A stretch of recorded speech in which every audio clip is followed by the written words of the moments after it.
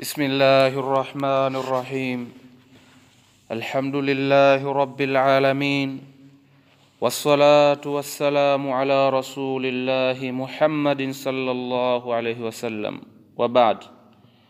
Ndugu wa Kiislam, bado tunaendelea na darasa zetu za mwezi mtukufu wa Ramadhan.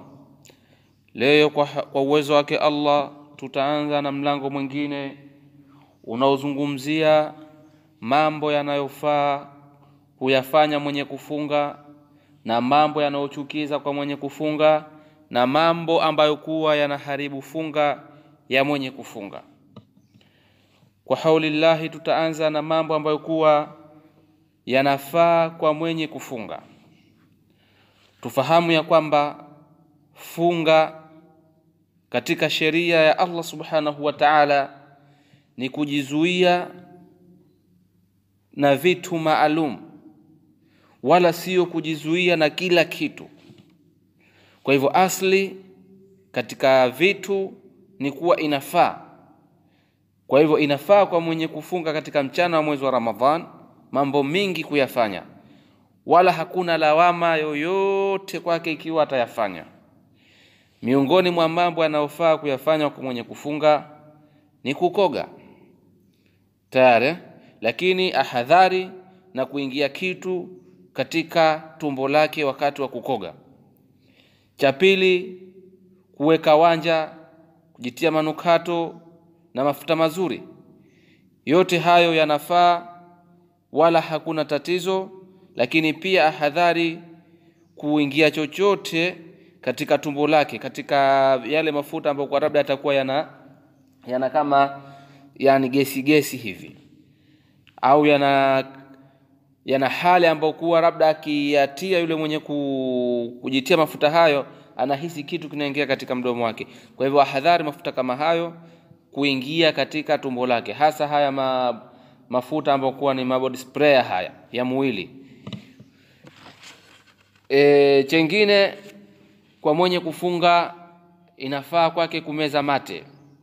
Kwa mwenye kufunga inafaa kumeza mate, lakini kwa sharti mate hayo asiye ameyakusanya kwa kusudi, au yakawa yamechanganyika na kitu chengine kama kuchanganyika na makoho tayari.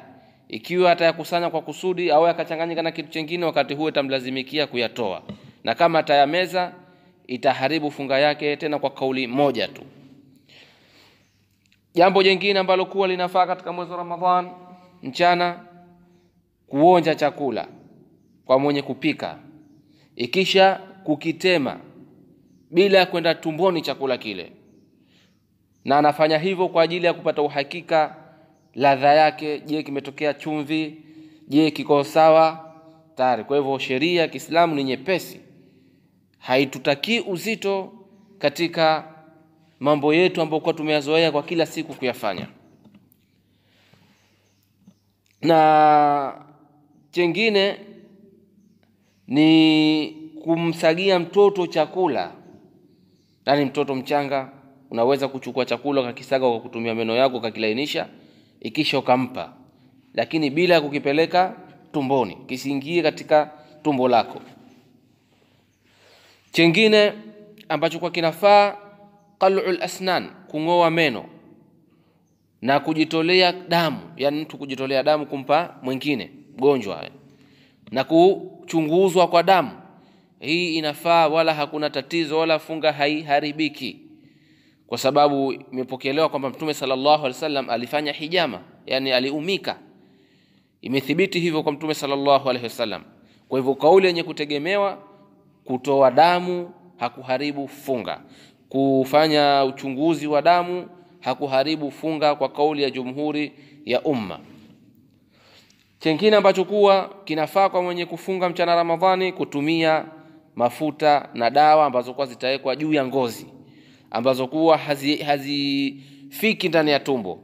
Zote hizo kwa mwenye kufunga inafaa kutumia. Chengine, qasul adhafir, kukata kucha kwa mwenye kufunga inafaa mchana Ramadhani. Pia kuondosha nywele katika sehemu za siri katika mchana Ramadhani inafaa, yani katika sehemu za siri, katika kwapa, kupunguza masharubu, kunyoa nywele, zote haya yanafaa kwa mwenye kufunga, kwa sababu mwenye kufunga sio muhrim mpaka akatazwe kufanya mambo hayo mchana Ramadhani. Kingine kinachofaa takbilu zauja, yani mume kumbusu mke wake, lakini kwa yule ambaye kuwa anaweza kuzuia matamanio yake. Tumefahamiana, na hii ni rai ya jumhur ya wanawachuoni, na ndio rai sahihi kwa Sheikh Ahmed al-Khalili na Sheikh Said al-Kanubi kwa hadithi ya Aisha hina ma dhakarat, alipotaja bibi Aisha mabusu ya Mtume sallallahu alaihi wasallam kwa wake zake, wa huwa saim, halikuwa ni mwenye kufunga, akasema Aisha, lakini yeye ni mwenye kumiliki matamanio yake zaidi. Hapa tunatoa kisa kidogo ambacho kwa kilitokezea kwa Umar ibn al-Khattab radhiyallahu ta'ala anhu. Alisema, alikuja Umar radhiyallahu anhu kwa Mtume sallallahu alaihi wasallam, faqultu, asema, nikasema, ya Rasulullah, ewe mjumbe wa Mwenyezi Mungu, sana'tu liyawma amran adhima, leo nimefanya jambo kubwa. Qabaltu, nimembusu mke wangu, ana swaim, na mimi nimefunga. Qal, Mtume akasema, araaita law madmadta min alma'i wa anta swaim, unaonaje ya Umar kama ukasukutua kwa maji hali ya kuwa wewe umefunga? Qultu, Umar akasema, la basa bihi, hakuna tatizo kufanya hivyo. Qal, Mtume akasema, fama ay fakama anna almadmadata, kama ilivyokuwa kusukutua ambako kuwa ndio utangulizi wa kunywa hakuharibu funga, vile vile kubusu ni utangulizi wa maingiliano, hakuharibu funga. Na akaja mtu kijana, yani kwa Mtume sallallahu alaihi wasallam, kisa chengine hicho, kaja kijana kwa Mtume sallallahu alaihi wasallam, faqala, akamwambia, ya Rasulullah, ewe mjumbe wa Mwenyezi Mungu, uqabbil wa ana saim, je, nimbusu mke wangu na mimi nimefunga? Qal, Mtume akasema, la, usifanye. Fajaa shaykhun, akaja mzee, faqala, akasema, uqabbil wa ana saim, je, nibusu mke wangu na mimi nimefunga? Qala, Mtume akasema, naam, ndio.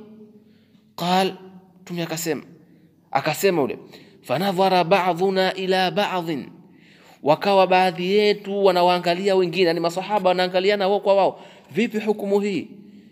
Kamjuzishia huyu na huyu akamzuia, vipi?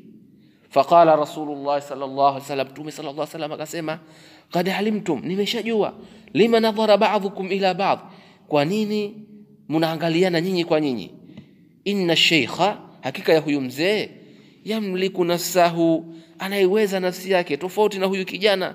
Huyu kijana hawezi nafsi yake, atakuja kubusu, ikisha baadaye atamalizia na mengine, ndio maana ikazuiwa. Kwa hivyo hata tukija tukizungumzia mambo yanayochukiza katika funga, tutakuja kukuta kwamba kubusu mke kwa yule ambaye kuwa hawezi kumiliki nafsi yake, ama kwa ambaye kuwa anaweza kumiliki nafsi yake, hakuna tatizo juu ya hilo.